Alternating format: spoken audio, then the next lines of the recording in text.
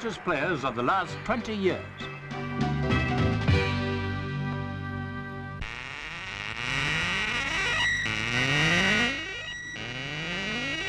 In Paris, an exhibition of kinetic sculpture, sculpture that moves, and in this case a marriage of movement with sound.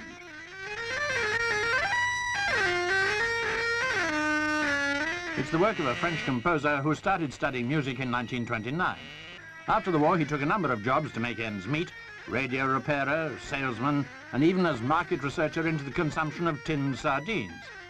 All this gratuitous information is part of the background story to the work of Marcel van Thienen.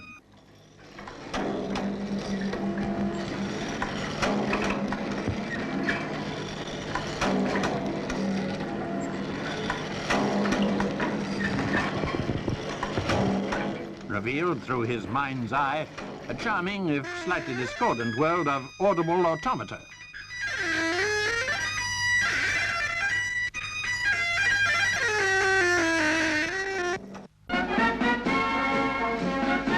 All set to sound off from New York to San